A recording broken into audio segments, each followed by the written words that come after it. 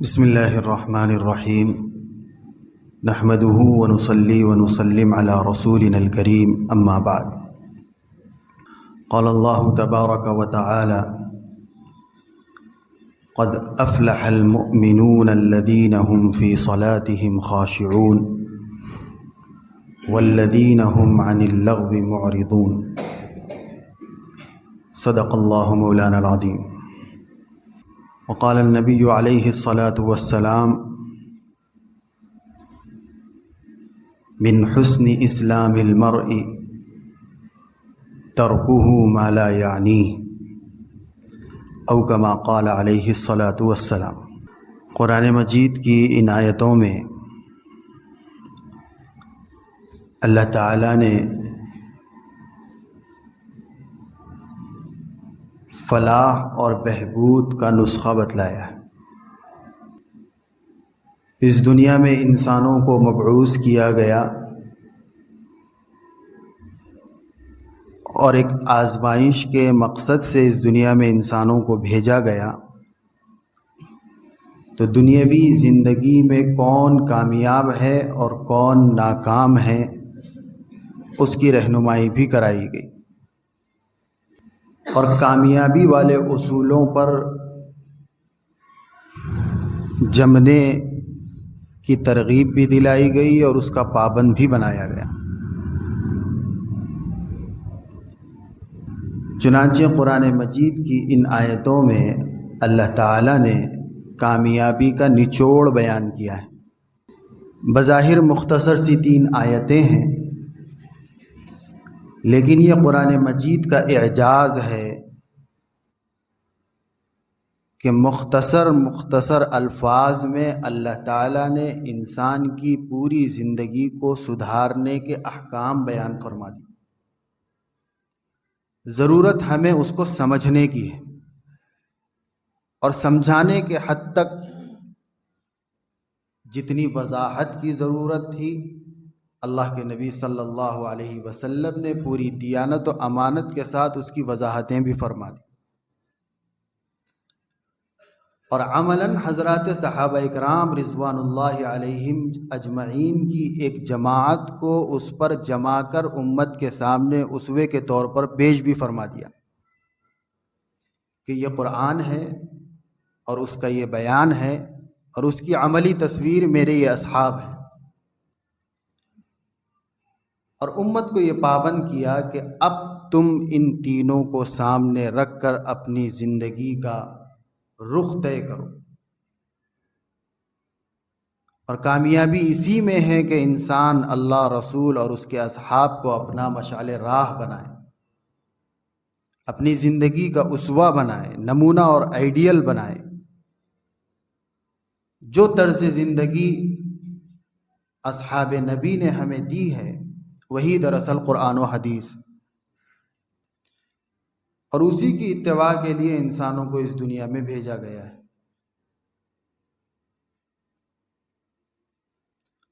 چنانچہ وہ قرآن کہتا ہے قد افلح المؤمنون.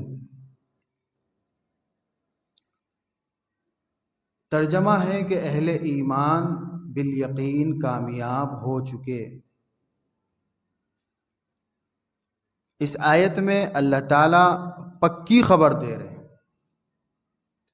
عربی گرامر کے اعتبار سے قد کا لفظ جس پر داخل ہوتا ہے وہ یہ بتانے کے لیے کہ جو بات بتائی جا رہی ہے اس کے بعد آنے والے فعل سے وہ ہو چکا ہے، طے ہو چکا ہے، اس میں کسی قسم کا کوئی شک و شبہ نہیں ہے.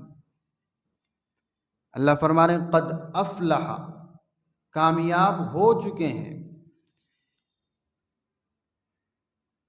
یعنی اللہ تعالیٰ کے قدر میں کامیابی لکھی جا چکی ہے.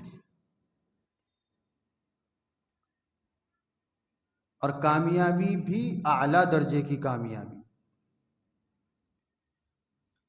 فلاح ایک عربی زبان کا لفظ ہے، اس کے معنی کامیابی کے ہیں، اور اس کے معنی کامیابی کے بھی ہم اردو میں اس لیے کرتے ہیں کہ اس سے زیادہ اردو زبان میں گنجائش نہیں اس کو بیان کرنے. ورنہ فلاح کی جو حقیقت ہے اس کو اگر سمجھنے کی کوشش کی جائے تو اتنا کہا جا سکتا ہے کہ دنیا و آخرت کی مکمل کامیابی، اس کو عربی میں فلاح سے تعبیر کرتے ہیں، اور پھر اس میں بھی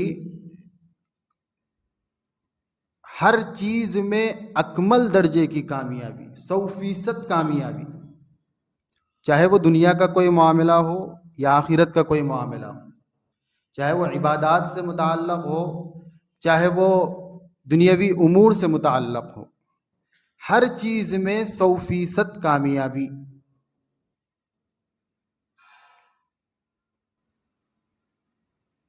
اس کو بیان کرنے کے لیے اللہ تعالیٰ نے عربی زبان کے اس صیغے کا استعمال فرمایا جس میں کامیابی کی کسی چیز کی کمی کی کوئی گنجائش باقی نہیں، یعنی جس کو کامیابی کہا جاتا ہے ان میں سے کوئی چیز بھی کامیابی کے اس لفظ میں رہ جائے اس کی بھی گنجائش نہیں۔ اس کو عربی گرامر میں اس میں تفضیل کہتے ہیں، جس کے استعمال سے اس کے متعلق جتنی چیزیں ہیں وہ سب اس میں شامل ہو جاتی ہیں۔ تو قد فلح اللہ تعالیٰ نے نہیں فرمایا، فلح بھی ایک عربی زبان کا لفظ ہے، اس کے معنی بھی کامیاب ہو جانے کے ہیں۔ اللہ فرما رہے ہیں قد افلح، ہر اعتبار سے 100% مکمل کامیاب ہو گیا۔ کون؟ المؤمنون، اہل ایمان۔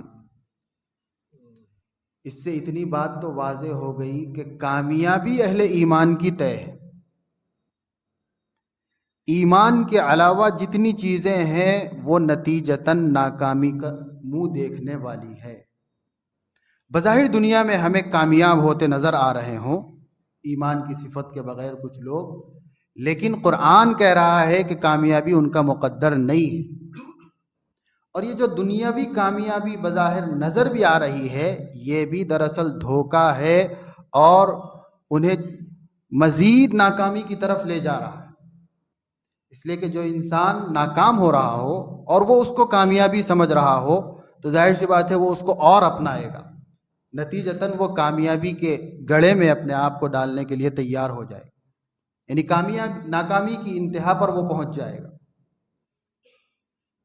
تو اس لیے ایمان کے بغیر اگر کوئی کامیابی ہمیں دنیا میں نظر آ رہی ہے، کسی فرد میں، کسی ذات میں، کسی شخصیت میں، کسی جماعت میں، تو یہ سمجھ لینا چاہیے کہ اسے اللہ کی طرف سے آزمائش میں مبتلا کیا گیا اور ایک دھوکے میں وہ مبتلا ہے، کیونکہ حقیقت میں ایمان اگر اس کے اندر نہیں ہے تو وہ ناکامی کی طرف ہی بڑھ رہا ہے۔ تو قرآن مجید کے اس مختصر سے پیغام سے یہ بات واضح ہو گئی کہ کامیابی اہل ایمان کا مقدر ہے، اور اللہ نے بڑی تاکید کے ساتھ اس کی وضاحت فرما دی، قد افلح، کہ ایمان والے کی کامیابی طے ہے۔ اگرچہ بظاہر دنیا میں یہ نظارہ ہمیں دکھ رہا ہو کہ ایمان کے باوجود ناکامی اس کا مقدر بن رہی، تو یہ ناکامی نہیں ہے بلکہ اس کو اس کے اعتبار سے آزما کر مزید کامیابیوں کی طرف لے جایا جا رہا ہے۔ اس فلسفے کو اگر ہم سمجھ جائیں تو پھر ایمان کا دامن کبھی ہمارے ہاتھ سے چھوٹنے نہ پائے۔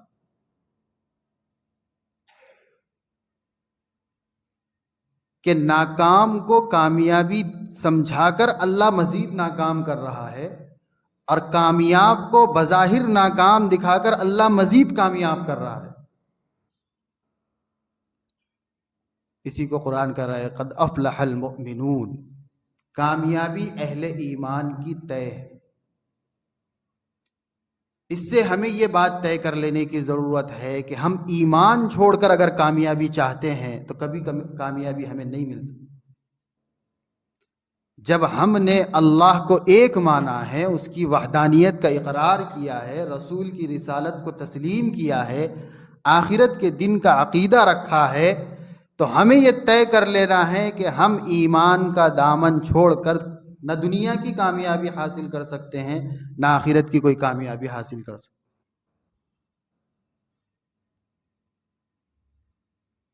اسی لیے اللہ کے نبی صلی اللہ علیہ وسلم نے فرمایا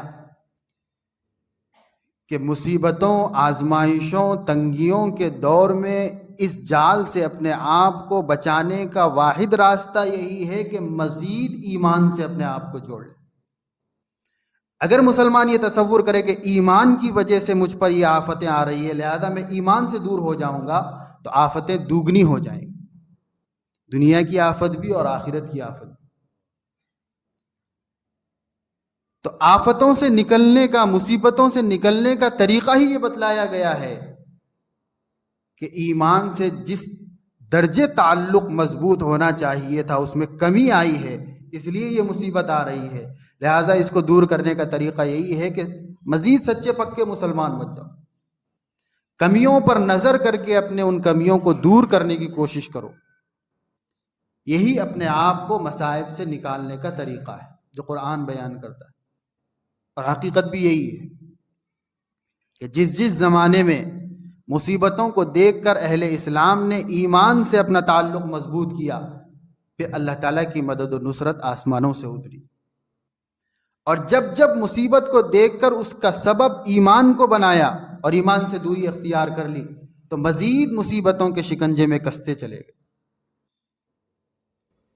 ماضی میں دنیا اس کا مشاہدہ کر چکی ہے، ہمیں مزید نیا تجربہ کرنے کی ضرورت نہیں ہے، ہمیں قرآن کے اس پیغام کو مضبوطی سے تھامنا ہے کہ قد افلح المؤمنون، اہل ایمان کی کامیابی لکھی جا چکی ہے۔ جب لکھی جا چکی ہے تو اہل ایمان بظاہر ناکام ہوتے ہوئے کیوں نظر آ رہے ہیں؟ دنیا میں مومنین رسوائی کا منہ دیکھتے ہوئے کیوں نظر آ رہے ہیں؟ ساری دنیا کی طاقتیں اہل اسلام پر اپنی دشمنی، عناد نچوڑتے ہوئے کیوں نظر آ رہی؟ تو اس کا جواب بھی اللہ نے اسی آیت میں دے دیا۔ اللہ نے کامیابی جو اہل ایمان کا مقدر بنایا ہے، اس کو بیان کرنے کے لیے جو لفظ لایا ہے افلح، اسی میں اس کا جواب پوشیدہ ہے۔ اس لیے کہ یہ جو لفظ ہے، عربی زبان ایک عجیب و غریب زبان، مختصر سے لفظ میں اتنے معنی بھرے ہوئے ہوتے ہیں کہ اگر ہم اس کو سمجھ جائیں تو پھر قرآن کے ایک ایک حرف سے ہم کو مزہ آنے لگے۔ اللہ تعالیٰ نے افلح کا لفظ استعمال کر کے ہمارے ان سوالات کا جواب دے دیا جو آج کل ہمارے ذہنوں میں گردش کرتا ہے کہ جب ہم اللہ کو ماننے والے ہیں، رسول اللہ کو ماننے والے ہیں، سچے دین کو ماننے والے ہیں، اور قرآن کہتا ہے کہ دین اسلام ہی برحق مذہب ہے، ہم ان سب کو ماننے والے ہیں، تو پھر اللہ تعالیٰ ہمارے لیے دنیا کے زیب و زینت، آرائش، نعمتوں کو مہیا کیوں نہیں کر رہا ہے؟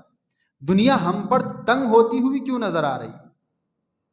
اور اس کے مقابلے میں ہم دیکھ رہے ہیں کہ جنہوں نے سر عام اللہ کی مخالفت کی، رسولوں کی مخالفت کی، نبیوں کی مخالفت کی، اور اللہ رسول کے پیغامات کو پس پش ڈالا، وہ بظاہر ہمیں ترقیوں کی منزلیں طے کرتے ہوئے نظر آ رہے ہیں۔ تو اللہ کا کہا ہوا کچھ اور ہے اور دنیا کا نقشہ ہمیں کچھ اور بتلا رہا ہے، تو انسان کشمکش کا شکار ہو جاتا ہے، دل و دماغ میں مختلف قسم کے شکوک و شبہات پھیلنے لگتے ہیں۔ اللہ تعالیٰ اس کا جواب دے رہے ہیں، چونکہ ہم نے قرآن کو سمجھنے کی کوشش نہیں کی، اس لیے جوابات ہمارے ذہن میں نہیں۔ اللہ نے فرمایا اہل ایمان کی کامیابی طے ہے، اور میں نے بتایا کہ فلاح کے لفظ سے یہ بات بھی واضح ہو گئی کہ دنیا کی بھی ہر کامیابی کا حقدار مومن ہی ہے، اور اہل ایمان نے دنیا کی ہر کامیابی کو ماضی میں دیکھا ہے۔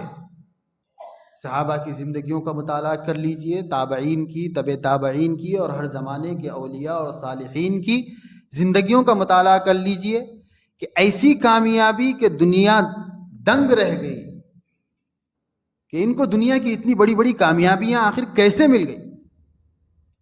ہم اسباب کے درجے میں دن و رات ایک کر کے بھی وہاں تک نہیں پہنچ پائے، کہ یہ لوگ محض ایمان کی دولت کی بنیاد پر اس نعمت کو پا چکے ہیں اور وہ آج تک پریشان ہیں. ان کی ریسرچ ٹیمیں تحقیق کرتے رہتی ہیں کہ کیا چیز ہے جس کی بنیاد پر اہل ایمان کو اتنی بڑی بڑی دنیا کی دولتیں عطا ہو گئی. اور پھر ان کا دعویٰ ہے کہ آخرت کی ہر دولت انہی کا مقدر ہے. تو جب دنیا کی عطا ہو گئی تو ممکن ہے آخرت میں بھی عطا ہو جائے گی. حیران و سرگرداں ہیں، پریشان ہیں، لیکن جہاں سے جواب تلاش کرنا ہے وہاں سے تلاش نہیں کر رہے ہیں، اس لیے جواب انہیں مل نہیں پا رہا ہے. لیکن قرآن صاف کہہ چکا ہے، اور ہم اگر قرآن کو پڑھیں گے تو ہمارے ہر سوال کا حل قرآن میں واضح طور پر موجود پائیں گے. قرآن کہہ رہا ہے قد افلح المؤمنون، اہل ایمان کی کامیابی طے کی جا چکی ہے. اور پھر یہ جو نظارہ ہے کہ اہل ایمان رسوا ہوتے ہوئے نظر آ رہے ہیں، تو اس کا جواب اللہ تعالیٰ نے کامیابی کے لیے افلح کا لفظ استعمال کر کے دیا. فلاح اور اسی سے ایک لفظ ہے فلاح، عربی زبان میں استعمال ہوتا.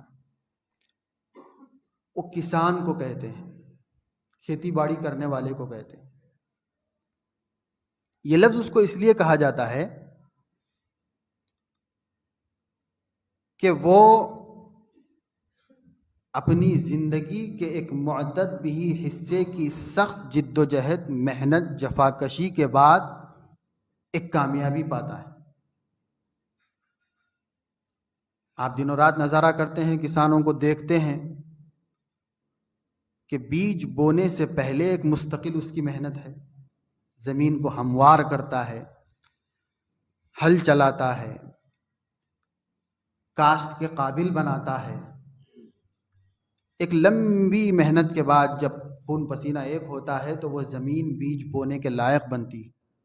پھر اس میں بیج ڈالی جاتی ہے، پھر اس کے بعد ایک لمبا پروسیجر ہے، اس کو فالو کرتا ہے.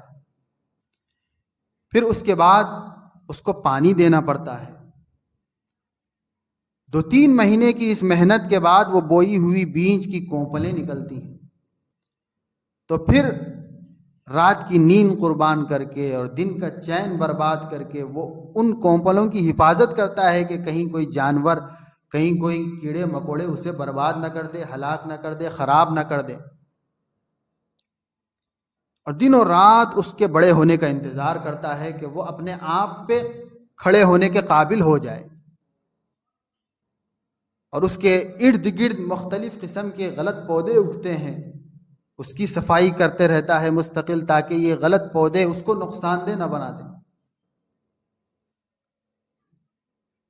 پھر 6-7 مہینے کے بعد لگاتار جب محنت چلتے رہتی ہے تو وہ درخت بنتا ہے. پھر اس کے بعد اس پہ پھل آتا ہے، پھر وہ اس پھل کو نکالتا ہے، چاہے وہ میوہ ہو، چاہے وہ اجناس ہو، دال ہو، مختلف قسم کے دانے ہوں.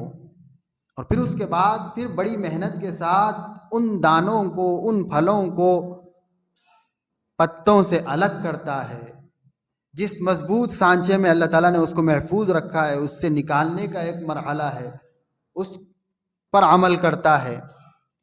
اس طرح مسلسل سال بھر کی لمبی چوڑی محنت کے بعد، اپنے پسینے بہانے کے بعد، اپنے نیند کو قربان کرنے کے بعد، اپنے چین کو حرام کرنے کے بعد، 1 سال کے بعد کوئی ایسی چیز اس کے ہاتھ لگتی ہے کہ وہ اسے بازار میں لے جا کر جب بیچتا ہے تو سال بھر کھانے کے لیے اس کے پاس اناج غلے کا انتظام ہوتا ہے.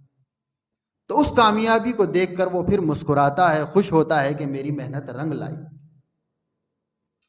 اسی لیے اس کو عربی زبان میں فلاح کہتے ہیں، کیونکہ فلاح کے معنی میں اس لفظ میں یہ معنی پوشیدہ ہیں کہ ایک لمبی محنت، مسلسل جد و جہد کے بعد جو کامیابی انسان کو ہاتھ لگتی ہے اس کو فلاح کہتے ہیں. قرآن مجید نے اہل ایمان کے لیے کامیابی کا مژدہ تو سنایا، لیکن اس کے لیے افلح کا لفظ استعمال کر کے یہ پیغام بھی دے دیا کہ یہ کامیابی گھر بیٹھے حاصل ہونے والی نہیں. یہ کامیابی محض لا الہ الا اللہ محمد الرسول اللہ کا اقرار کر لینے سے حاصل ہونے والی نہیں. یہ کامیابی محض یا رسول اللہ فدا کا ابی و امی کا نعرہ لگا دینے سے حاصل ہونے والی نہیں.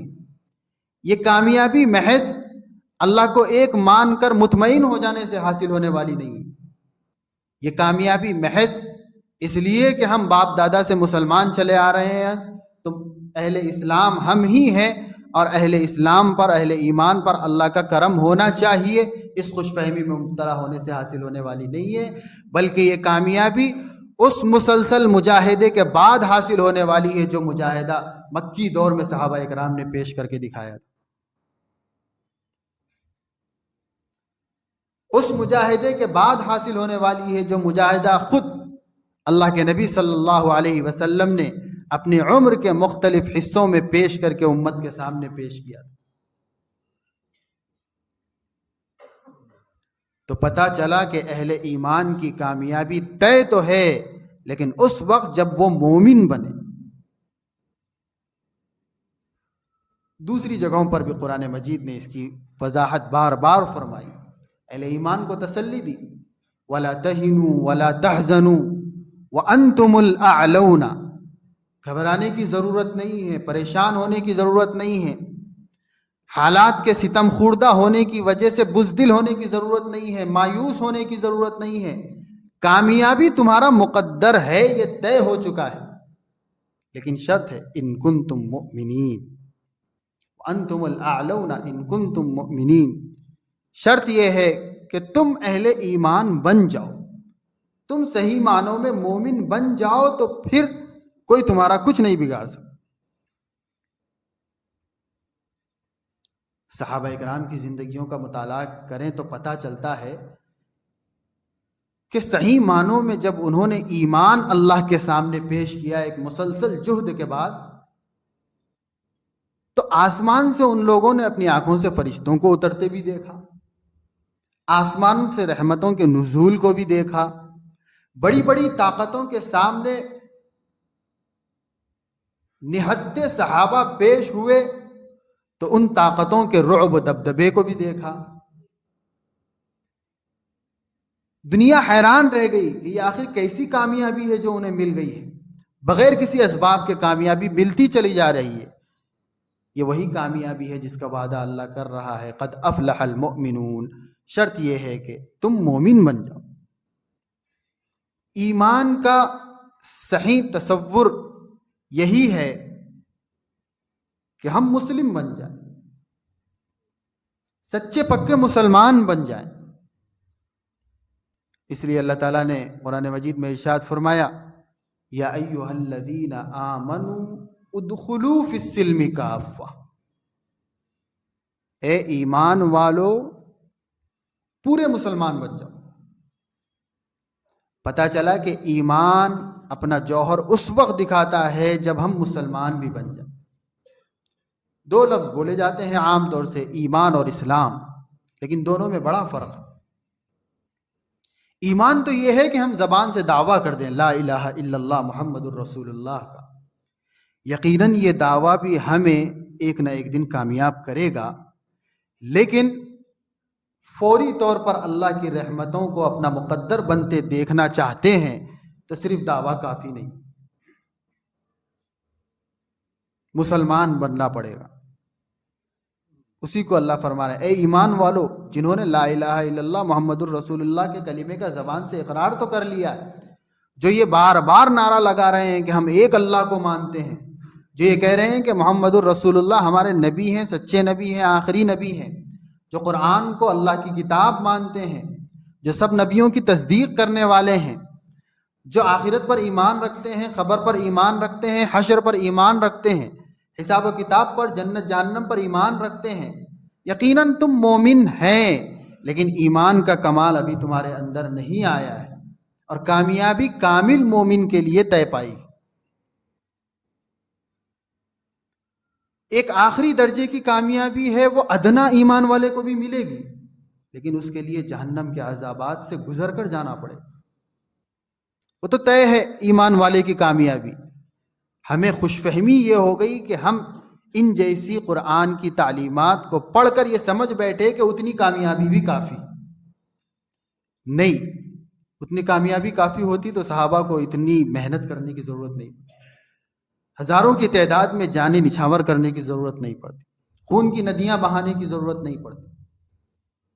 اتنی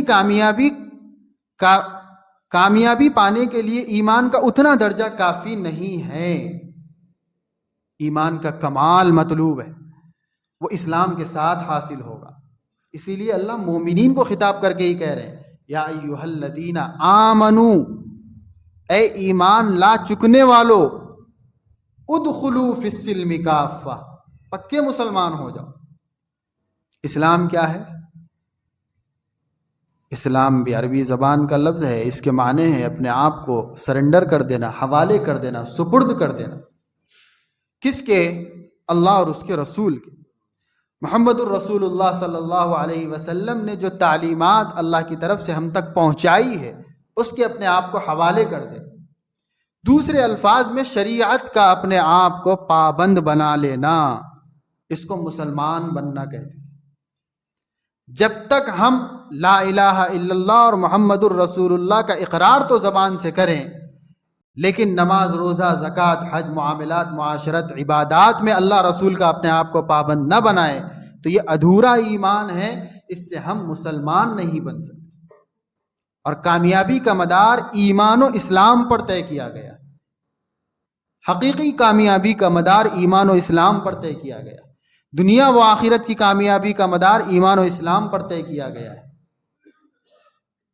اس لیے اگر ہمارے دل و دماغ میں یہ سوال گردش کرتا ہے کہ قرآن تو کہہ رہا ہے کہ قد افلح المؤمنون، اس کے باوجود کامیابی اہل ایمان کو ملتی نظر نہیں آتی ہے، تو اس کا جواب بھی قرآن دے رہا ہے کہ کامیابی مسلسل جہد کے بعد حاصل ہونے والی چیز کا نام ہے، صرف گھر بیٹھے حاصل ہونے والی چیز کا نام کامیابی نہیں۔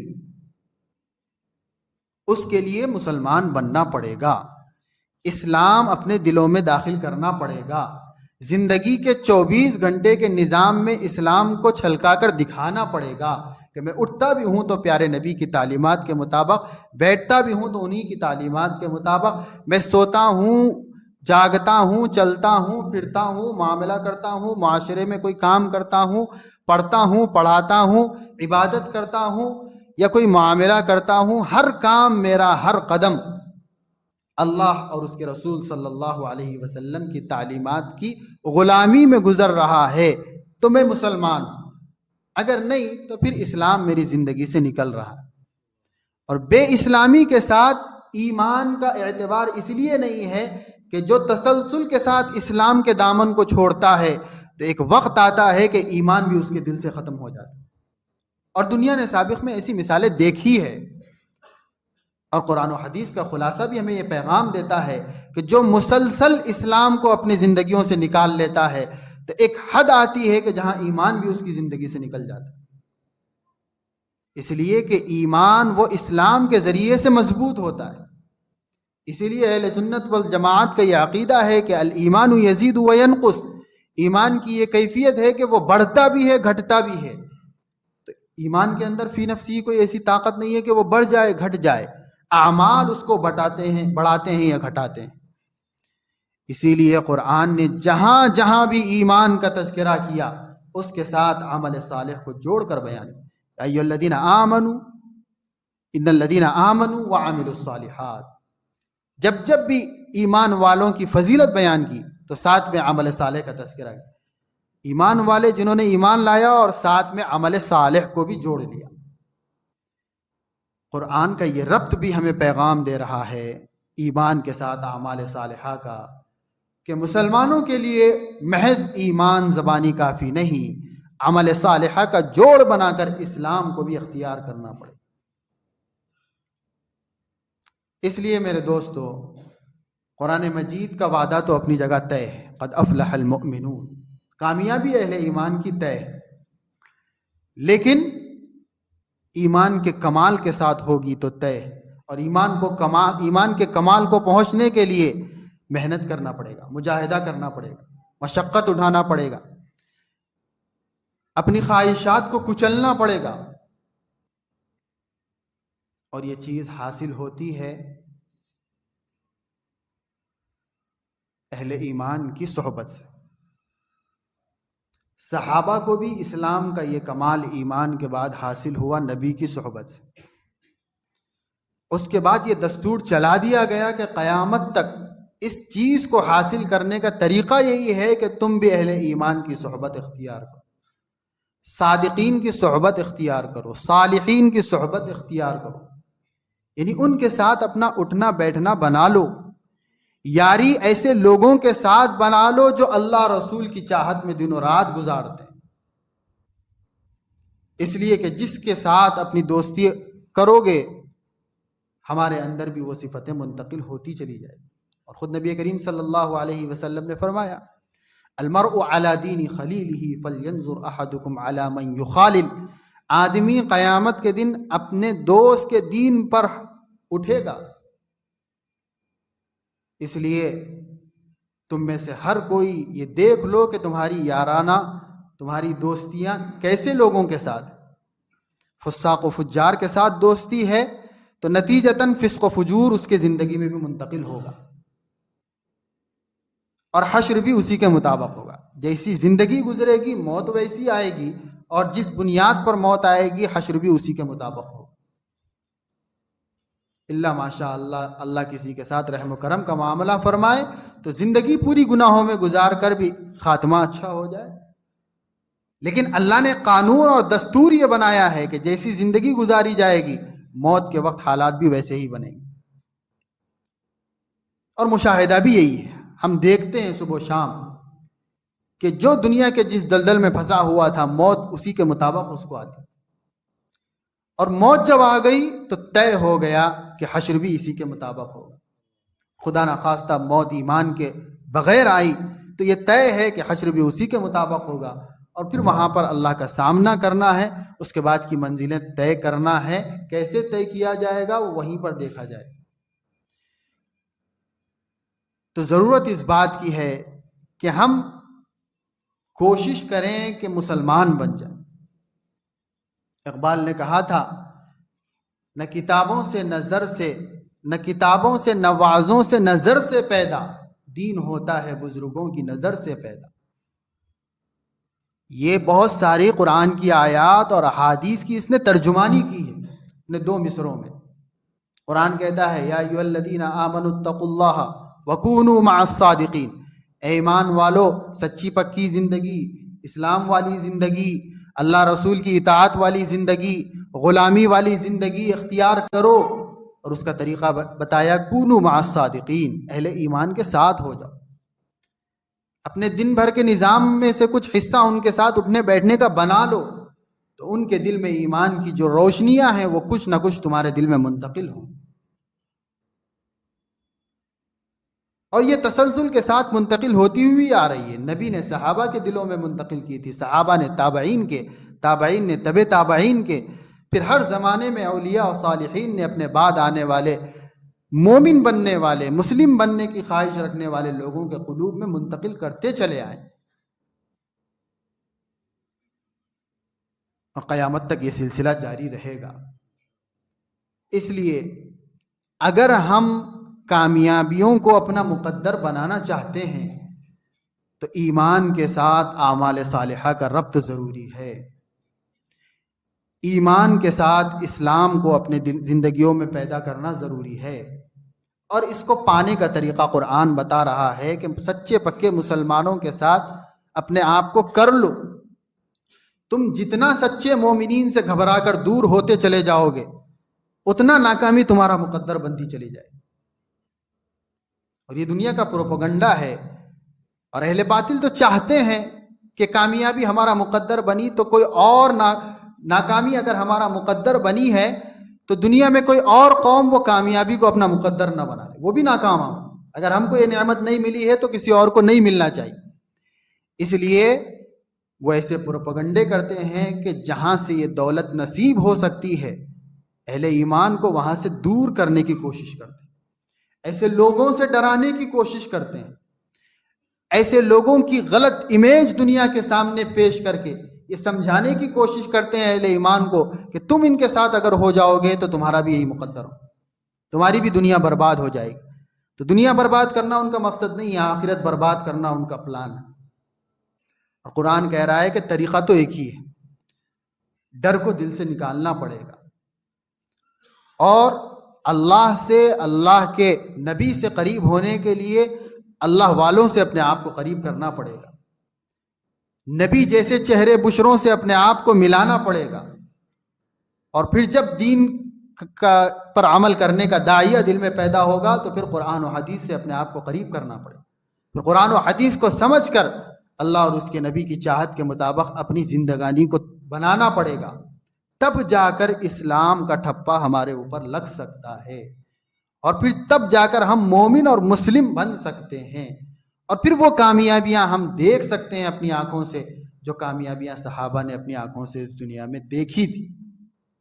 تو بڑا لمبا پروسیجر ہے، اور دیکھا جائے تو بظاہر لمبا ہے لیکن حقیقت میں لمبا بھی نہیں۔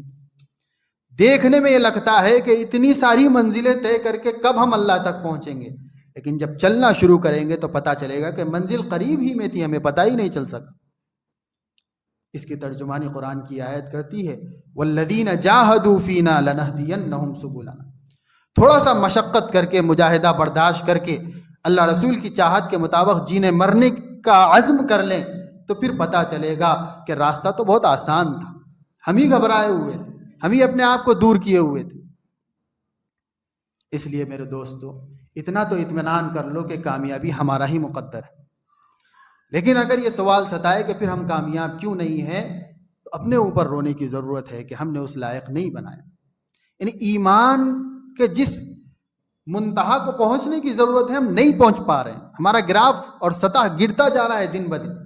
اللہ کے نبی نے تو فرمایا تھا کہ مومن کے 2 دن برابر ہو نہیں سکتے، یعنی ہر دن ایمان میں اضافہ ہونا چاہیے۔ ظاہر سی بات ہے ہر دن عمل میں اضافہ ہوگا تو ایمان میں بھی اضافہ ہوگا، تو ہر دن عمل میں کوتاہی کی وجہ سے ہر دن ایمان کا گراف گر رہا ہے، نتیجتاً ایمان ہمارے دلوں سے نکلتا جا رہا ہے اور نہیں کے برابر دلوں میں ایمان رہ گیا ہے، جس کے نتیجے میں جو چیز ہمارا مقدر بننا چاہیے تھی وہ بن رہی، بزدلی۔ جن دلوں میں ایمان نہیں ہے بزدلی اس کا مقدر بنتا ہے، ہم بزدل ہوتے جا رہے ہیں، اللہ پر ہمیں یقین نہیں ہے، توکل کی جو کیفیت ہم نے اپنے بڑوں میں دیکھی تھی وہ ہم اپنے اندر بھی محسوس نہیں کر رہے ہیں، صحابہ کا ایمان تو دور کی بات۔ اللہ پر ہمیں یقین نہیں ہے، بھروسہ نہیں ہے، اللہ کے وعدوں پر یقین نہیں آ رہا ہے، قرآن کے پیغامات کو سن رہے ہیں روز لیکن یقین نہیں ہو رہا ہے۔ وجہ اس کی یہی ہے کہ ایمان کم ہونے کی وجہ سے بزدلی کے ہم شکار ہو گئے، اور جب وہ بزدل ہو جاتا ہے پھر وہ موت سے ڈرنے لگتا ہے، اور جو موت سے ڈرتا ہے وہ کسی مقابلے کا اپنے آپ کو قابل نہیں بنا سکتا۔ اور اللہ کے نبی صلی اللہ علیہ وسلم نے یہ پیشین گوئی دی تھی کہ قیامت کے قریب اہل ایمان کا حال خس و خاشاک کی طرح ہوگا۔ بارش جب پڑتی ہے تو بارش کا پانی جب گلیوں سے گزرتا ہے، ندی نالوں سے گزرتا ہے، تو اس کے اوپر خس و خاشاک بالکل اپنی طاقت اور قدرت کے بغیر پانی کا بہاؤ جس جانب ہو اس جانب بہتے چلے جاتے ہیں، گھاس پھوس کے ٹکڑے، پتے، کچرا جو پانی کے اوپر ہوتا ہے، پانی جس رخ کو بہ رہا ہے وہ بھی اس طرف بہتا ہے، مخالف سمت کو بہنے کی ان کے اندر طاقت ہی نہیں ہے۔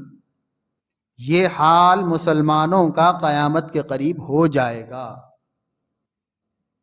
اہل باطل جس سمت کو دوڑ رہے ہیں اسی سمت کو نہ چاہتے ہوئے بھی مسلمان دوڑتے رہے، یعنی ایمان کی وجہ سے دل میں ایک کھٹک تو ہو رہی ہوگی کہ آخر ہم کیا کر رہے ہیں، اور ایک قسم کی بے چینی کا احساس بھی ہو رہا ہوگا، لیکن طاقت ایمانی اتنی نہیں ہے کہ ہم مقابلہ کر کے مخالف سمت میں دوڑیں، اتنی طاقت ہمارے اندر نہیں ہوگی، کیونکہ ایمان اتنا مضبوط ہے ہی نہیں۔ یہ حال ہوگا اور ہو رہا ہے، ہم اپنی آنکھوں سے دیکھ رہے ہیں۔ ہمارے دلوں میں اتنی طاقت اب نہیں ہے کہ ہم اہل باطل کا مقابلہ کر کے اس سمت کو چلے جو سمت محمد الرسول اللہ نے ہمیں دیا تھا۔ ہمیں شرم محسوس ہو رہی ہے اپنے پاجامے کو ٹخنے سے اوپر رکھنے میں، ہم مجبوراً نہ چاہتے ہوئے بھی نیچے لٹکا رہے ہیں۔ یہ وہی پیشین گوئی ہے جو نبی نے دی تھی کہ دنیا جدھر دوڑتی ہے ادھر دوڑے گا مسلمان. ہم سر پر ٹوپی لگانے کو آر محسوس کرتے ہیں کہ کہیں ہمیں لوگ قدامت پسندی کا عنوان نہ دے دیں. ہم مسنون لباس زیب تن کرنے کو شرما رہے ہیں. ہم چہرے پر داڑھی چھوڑنے کو شرما رہے ہیں. اپنے نبی کی محبوب سنتوں سے ہمیں شرم و عار اسی لیے محسوس ہو رہی ہے کہ مخالف سمت میں جانے کی طاقت اب ہمارے اندر نہیں رہی. ہم دنیا کو آنکھ دکھا کر گفتگو کرنے کے موقف میں نہیں ہیں، اور یہ بتلانے کے موقف میں بھی نہیں ہے کہ میں جس دین پر چل رہا ہوں وہ اتنا سچا ہے کہ اس سے سچا کوئی اور دین نہیں ہو سکتا، اور اس کی سچائی کی بنیاد پر میں اس کا اتنا وفادار ہوں کہ تم میرے سر کو میرے تن سے جدا تو کر سکتے ہو لیکن مجھے اس دین سے دور نہیں کر سکتے، اور میرے دل سے یہ دین نہیں نکال سکتے، اور اس کی تعلیمات سے مجھے دور نہیں کر سکتے. یہ جذبہ پیش کرنے کا موقف میں ہم ہے ہی نہیں، اس لیے کہ ایمان کا لیول ہے ہی نہیں ہوتا. اور وہ کیوں نہیں ہے؟ عمل میں کوتاہی کی وجہ سے. زندگی کے 24 گھنٹے محمد الرسول اللہ کی لائی ہوئی شریعت پر ہمیں نچھاور کرنا چاہیے تھا، ہم نے ترک کر دیا. نہ اپنے نجی زندگی میں شریعت کا کوئی پاس و خیال رہا، نہ اجتماعی زندگی میں شریعت کا کوئی پاس و خیال رہا، نہ معاملات میں شریعت کا کوئی پاس و خیال رہا، نہ معاشرت میں کوئی پاس و خیال رہا. دن و رات 24 گھنٹے کی مسلمانوں کی زندگی اگر دیکھ لیں تو اگر ہم خون کے آنسو روئے تب بھی کم ہے. کیسے فضول خرچی اور اسراف میں مسلمان اپنے خون پسینے سے کمایا ہوا پیسہ بہا رہا ہے. ہم مسلمانوں کی شادیوں کا اس ماحول میں جبکہ پورے دنیا میں اہل اسلام پر اہل باطل شکنجہ کسے ہوئے ہیں، راتوں میں مسلمانوں کا حال دیکھ لیں، ادھر ادھر نہیں اپنے شہر کا حال دیکھ لیں کہ کس طرح کھلم کھلا محمد الرسول اللہ کی تعلیمات کی دھجیاں اڑائی جا رہی ہیں اپنے خوشی کے مواقع پر، شادی بیاہ کے موقع پر. بے پردگی، ناچ گانا، پیسوں کا فضول خرچ، جبکہ امت ایک ایک قطرے کو ترس رہی ہے، امت کی خون کی ندیاں بہائی جا رہی ہے، اور دوسری طرف امت ہی کے اس طبقے کی یہ لاپرواہی. کیا ہم اہل باطل کا مقابلہ کر سکتے ہیں اس کیفیت کے ساتھ؟ نہیں کر سکتے، اس لیے کہ عمل ہے ہی نہیں ہماری زندگی میں. ہم نے عمل سے ہاتھ دھو دیا ہے، نبی کی ہر تعلیم کو ہم پسے پش ڈال رہے ہیں. یا بہت ہوا تو ہم کہہ رہے ہیں کہ ہم بڑھاپے کی عمر میں کچھ اللہ اللہ کر لیں گے، کچھ نمازوں کا اہتمام کر لیں گے. تو بھئی موت کب آئے گی کون جانے. ہم سوشل میڈیا کے وجہ سے تو ہم خود روز دیکھ رہے ہیں کہ کیسے کیسے لوگ اس دنیا سے رخصت ہو جا رہے. نہ جوان، نہ بوڑھا، نہ بچہ، کسی کی کوئی عمر کی حد متعین نہیں ہے. آج تھے کل نہیں ہے، اب تھے ابھی کچھ دیر کے بعد نہیں ہے، ہم اب ہیں پتہ نہیں کچھ دیر کے بعد ہوں گے کہ نہیں ہوں گے. سلف صالحین میں اپنی زندگیوں کی ایک ایک لمحے کی قیمت کی قدر کی تھی. انہیں پتا تھا کہ یہ جو زندگی ملی ہے اس میں جتنا کما سکتے ہیں کما لینا ہے. اگر یہاں ہم لاپرواہی کریں گے تو آخرت میں اگر ہم اللہ سے یہ بھی کہیں گے کہ پروردگار عالم غفلت ہوئی تھی، ایک مرتبہ دوبارہ زندگی دیجئے، پھر دنیا میں جائیں گے، پھر اچھے اعمال کر کے آپ کے سامنے حاضر ہوں گے، تو اللہ فرمائے گا کہ اب وہ موقع ختم ہو چکا، زندگی دی جا چکی تھی. اور پھر اللہ کے نبی نے فرمایا کہ جو زندگی دی گئی ہے اس کے بارے میں سوال بھی تو ہونا ہے. سوال اگر نہ ہوتا تو چلو ہم جیسی تیسی گزار لیتے اور ممکن ہو آخر وقت میں توفیق ہو جاتی اور کچھ اچھے کام کر کے چلے جاتے. اللہ کے نبی نے فرمایا کہ بنی آدم کے قدم اس وقت تک ہٹ نہیں سکتے میدان محشر سے جب تک کہ اس سے سوال نہ کر لیا جائے عن عمرہ، اس کے عمر کے متعلق، فیما افنا، کہ کہاں تو نے اس کو فنا کیا ہے، عن شبابہ فیما ابلا، اس کی جوانی کے متعلق کہ کن کن نافرمانیوں میں اس کو برباد کیا ہے، عن علمہ فیما عمل بہ، علم کے متعلق کہ کتنا اس پر عمل کیا، شرعی معلومات کتنی ہوئی تھی زندگی بھر میں، کتنا عمل کیا، عن مالہ، اس کے مال کے متعلق تو دو سوال ہوں گے، من این اکتسبہ، کہاں سے کمایا تھا، فیما انفقہ، کہاں خرچ کیا تھا. تو یہ جو فضول خرچیاں ہم کر رہے ہیں کہ ہمارے پاس کوئی جواب ہے اللہ کے دربار میں دینے کے لیے کہ ہم نے کہاں سے کمایا تھا اور کہاں سے خرچ. اور یہ بھی ایک حقیقت ہے کہ پیسہ جیسا آتا ہے ویسا ہی برباد ہوتا ہے. اس لیے جہاں فضول خرچی ہوتی ہوئی نظر آتی ہے وہاں یہ بات طے ہے کہ پیسہ صحیح طریقے سے نہیں کمایا گیا. اس لیے اپنے حلال کمائی اور پیٹ میں حلال روزی منتقل کرنے کی بھی کوشش ہونا ہے. اس لیے کہ علماء نے فرمایا ہے اور نبی نے خود فرمایا ہے بار بار حدیثوں میں کہ عمل صالح کی توفیق نہ ہونے کی بڑی وجوہات میں سے ایک اہم وجہ حلال غذا کا پیٹ میں نہ جانا ہے. حرام غذا سے جب یہ ہمارا جسم پرورش پائے گا تو اسے عبادتوں سے گھبراہٹ ہوگی، اسے مسجدوں سے گھبراہٹ ہوگی، اسے اللہ رسول کی غلامی سے گھبراہٹ ہوگی. یہ جو گھبراہٹ ہول کا ماحول ایک عمومی طور پر اہل اسلام میں دیکھا جا رہا ہے کہ وہ شریعت کا نام لیتے ہی پیچھے ہٹ جاتے ہیں، چمک جاتے ہیں. وجہ یہ ہے کہ کہیں یہ جسم ہمارا حرام سے پرورش تو نہیں پا رہا ہے، کیونکہ نبی نے فرمایا کہ اہم وجہ ہے شریعت سے گھبراہٹ. اور حرام کی بہت سی صورتیں ہیں اور ان بہت سی صورتوں کو ہم نے بہت سی ہیلوں سے حلال کرنے کی کوشش کی ہے، لیکن وہ ہمارے ہیلوں کی وجہ سے حلال نہیں ہوا ہے. نبی نے یہ بھی فرمایا تھا کہ قیامت کی نشانیوں میں سے ایک نشانی یہ بھی ہے کہ لوگ شراب کو شربت کا نام دے کر پئیں، لوگ رشوت کو ہدیے کا نام لے کر وصول کریں گے، لوگ سود کو تجارت کا نام دے کر اپنائیں گے. زندگی میں مسلمان محاسبہ کریں گے کہ کیا یہ سب ناموں کی تبدیلی کے ساتھ یہ حرام چیزیں ہماری زندگی میں داخل ہوئی کہ نہیں. اور ایسے حرام چیزیں جب ہمارے جسم میں امپورٹ ہو رہی ہیں، ہماری نسلوں کے جسم میں ہو رہی ہیں، تو ایمان کا تحفظ کہاں سے ممکن ہو پائے. اس لیے میرے دوستو غور کرنے کی ضرورت ہے کہ حالات کے خطرناکی کے اس موڑ کے باوجود بھی اگر ہمارے دلوں پر اس کا کوئی اثر نہیں ہو رہا ہے اور ہماری آنکھیں آنسو نہیں بہا پا رہی ہے، دل نرم نہیں پڑ رہا ہے، تو غور کرو کہ کیا یہ حرام غذا سے تو پرورش نہیں پا رہا ہے. اور جو جسم حرام غذا سے پرورش پائے گا اللہ تعالیٰ کی محرومی کا مہر اس کے اوپر لگ جائے. ثم قست قلوبهم من بعد ذلك فهي كالحجارة. مسلسل اللہ کی نافرمانیوں کی وجہ سے اللہ تعالیٰ کی طرف سے دلوں کی سختی کا عذاب اترے گا، پھر وہ پتھر سے بھی زیادہ سخت ہو جائیں، کیونکہ پتھر تو بعض دفعہ پگھلتا ہے. اللہ فرما رہے ہیں کہ اتنے سخت ہوں گے اللہ کی مہر لگنے کے بعد کہ زمانے کے سخت سے سخت حالات اپنی نظروں کے سامنے، اپنے گھر میں بھی حالات دیکھ کر پھر وہ اپنے آپ کو اللہ اور اس کے رسول کی طرف منتقل کرنے کے لیے نہیں سوچ سکے گا. یہ قساوتی قلبی کا گہن ہمارے دلوں کو لگ چکا ہے. ضرورت ہے کہ ہم واپس پلٹیں، اللہ کے دربار میں دوبارہ آئیں، دوبارہ سچی پکی توبہ کریں اور صحیح معنوں میں اپنے آپ کو مومن بن کر اللہ تعالیٰ کو دکھائیں، تو یقیناً اللہ تعالیٰ کی مدد و نصرت ہمارے شامل حال ہوگی. زمانے کے حالات سے ہمیں سبق لینا چاہیے کہ کیسے حالات زمانے کے دن بدن ہوتے چلے جا رہے ہیں اور آگے تو اور خراب ہوں گے. یہ تو نبی کی پیشین گوئی ہے، اس میں ہمیں کوئی پریشان ہونے کی بھی ضرورت نہیں. ہمارا تو ایمان اور مزید پختہ ہو رہا ہے کہ نبی نے جو کہا تھا من عن ہوتا چلا جا رہا ہے اور ہوگا.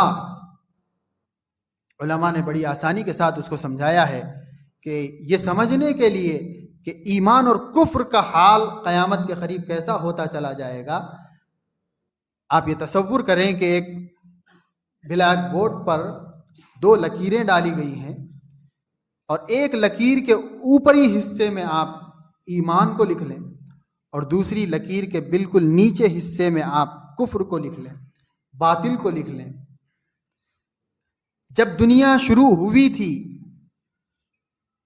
تو ایمان وہ اس لکیر کے نقطۂ عروج پر تھا. حضرت آدم آئے تو کفر و شرک کا کوئی نام و نشان بھی نہیں تھا. دنیا ایمان تھا، ہر جگہ ایمان تھا. مسلمان انسانوں کے علاوہ ہر چیز تو اللہ کے سامنے جھکی ہوئی ہے ہی، وہ ایمان لائی ہوئی ہے اللہ پر، اور اللہ کی ذرا برابر بھی وہ نافرمانی کرتی ہی نہیں ہے. سورج وقت پہ نکلتا ہے، چاند اپنے منازل میں وقت پہ گھوم رہا ہے، ستارے وقت پہ گردش کر رہے ہیں، آسمانوں کا نظام، زمین کا نظام، سمندروں کا نظام، دریاؤں کا نظام، پرندوں کا نظام، چرندوں کا نظام، جانوروں کا نظام، سب اللہ پر ایمان لا کر جی رہے ہیں. تو اس وقت یہ سب تھا، لیکن سب مومن تھے، اور جو نبی آئے تھے ان کے دل میں بھی ایمان تھا، تو کفر کا کوئی چرچا ہی نہیں تھا۔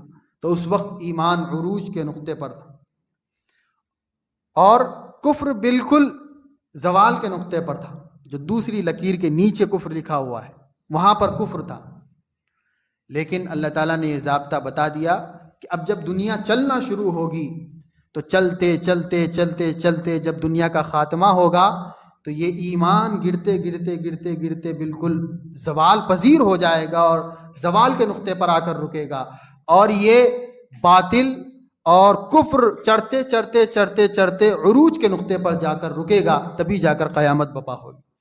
حدیثوں میں ہی بتایا گیا ہے جب ایک اللہ اللہ کہنے والا بھی نہیں ہوگا تو اللہ قیامت کو قائم فرمائے۔ تو اس وقت اگر ہم زمانے کا جائزہ لیں تو ان دو لکیروں سے ہم سمجھیں کہ ایمان نیچے گرتے گرتے گرتے بالکل درمیان میں، بلکہ اور نیچے آ چکا ہے، زوال کے قریب ہے، اور کفر وہ اوپر بڑھتے بڑھتے اتنا ترقی پذیر ہو گیا ہے کہ وہ عروج کے قریب ہے۔ اس لیے بظاہر اہل کفر کی ترقیاں ہمیں نظر آ رہی ہیں دنیا میں، اور اہل اسلام کی تنزلی ہمیں نظر آ رہی ہے، لیکن ہم اس کے باوجود بھی ایمان کو اگر تھامے رہیں گے تو اسی تنزلی کے نقطے پر پہنچ کر بھی ہم کامیاب ہو جائیں گے ایمان کی وجہ سے، اگر ایمان ہمارے ساتھ ہوگا۔ تو نبی نے یہ فرمایا تھا، تو اسی ترتیب کے ساتھ ایمان کا گراف گرتے جا رہا ہے، لیکن نبی نے یہ بھی فرما دیا کہ ہر زمانے میں گراف نیچے ہونے کے باوجود بھی جو انسان ایمان ہی میں کامیابی سمجھ کر ایمان کو تھامے رکھے گا، کامیابی دنیا و آخرت کی اللہ اس کا مقدر بنائے گا، اور جو کفر کی ترقی سے متاثر ہو کر بجائے ایمان کو مضبوط کرنے کے ایمان کمزور کر لے گا اور کفر کا شکار ہو جائے گا، تو پھر اللہ تعالیٰ اہل کفر کے اسے حوالے کر دے گا۔ اس لیے وقت کے اس نازک موڑ میں ایمان کی حفاظت کی ضرورت ہے۔ کفر تو ترقی کرتا جائے گا، اس سے مایوس ہونے کی ضرورت نہیں ہے، بزدل ہونے کی ضرورت نہیں ہے، نا امید ہونے کی ضرورت نہیں ہے، بلکہ ایمان کو بڑھانے کی ضرورت ہے کہ جیسے میرے نبی نے کہا تھا ویسے ہو رہا ہے، اور اپنے ایمان کو مضبوط کرنے کی ضرورت ہے، اور اسی میں ہماری کامیابی طے ہے۔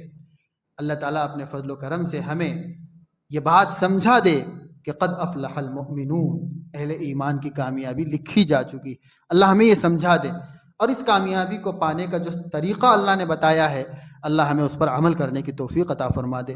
وآخر دعوانا ان الحمد للہ رب العالمین۔